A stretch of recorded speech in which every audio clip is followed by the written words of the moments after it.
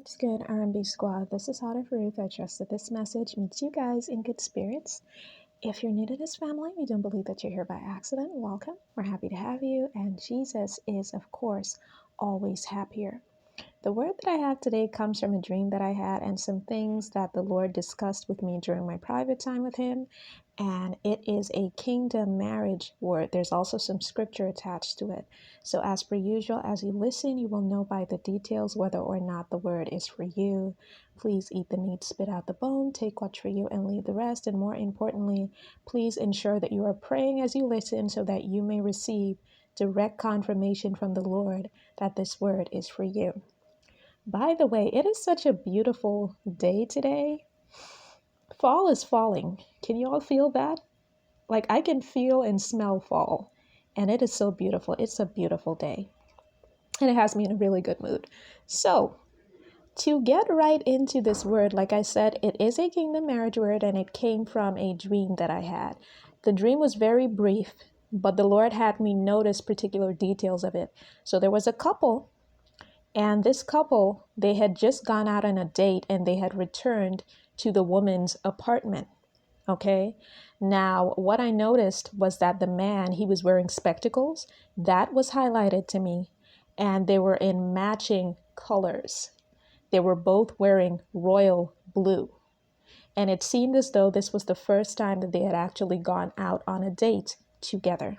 Then I came away from what I was seeing in the dream. And the Lord downloaded so much about that short little dream that I had. There was so much that He downloaded about that. So first of all, let's look at the color royal blue. They were both in royal blue.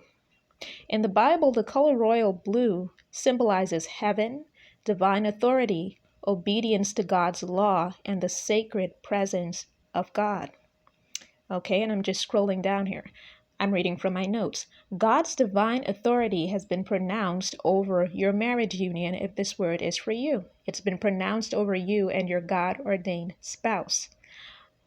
God's divine authority has been pronounced, and it has pronounced this union a blessed one. The Lord's presence is undeniably in this union. Now, I also heard a voice while I was looking at this man and this woman, and the voice said, by the power vested in me. And I remember that as I was waking up and coming away from the dream, I remember hearing that, by the power vested in me.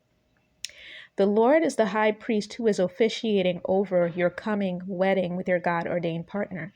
By the power vested in Him, the only power and approval you need, He will pronounce you husband and wife. Then He led me to Isaiah 61 verse 10, and that reads, I will greatly rejoice in the Lord. My soul shall be joyful in my God, for He has clothed me with the garments of salvation. He has covered me with the robe of righteousness, as a bridegroom decks himself with ornaments, and as a bride adorns herself with jewels. And that is going to be in the description box. The Lord also brought back the word contingency to me. There is a word that He gave me before that I released, and He used the word contingency. Now, a contingency is anything that is not certain to happen. It's something that might happen, but it might not. The Lord is saying this is not a contingency. This union is not a contingency. It is not something that is uncertain. It is already established, secured, and settled by Him. So that means regardless of what is going on right now, and for some of you, you may be actually making that statement and turning it into a question with a question mark at the end of it. You may be thinking, what exactly is going on right now? Because you may not be hearing from your person. The two of you may not be on speaking terms. You may be seeing or hearing questionable things about their behavior. It might be completely silent, like radio silence. You don't know what is going on. The Lord is saying, regardless of what the enemy is trying to make it look like, and he will try it, just remember that He has already secured and established it. Forget the enemy and his smoke screens.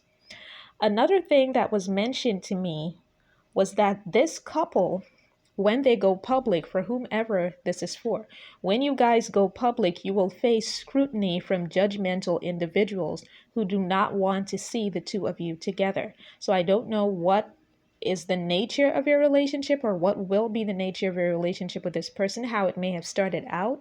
But there are going to be people that are going to want to throw it in your face.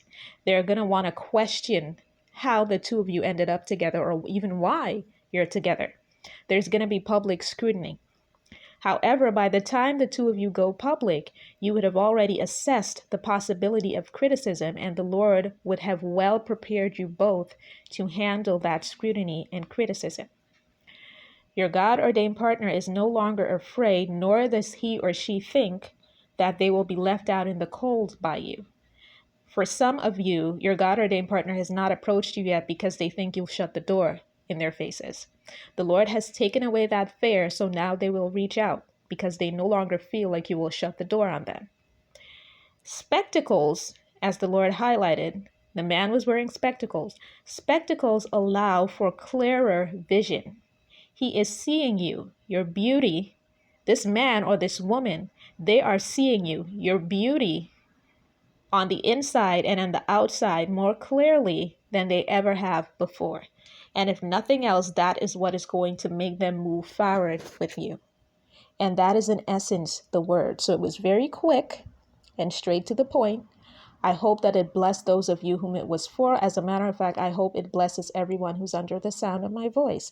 I love you guys. I will be back with another word as soon as the Lord releases me. Take care.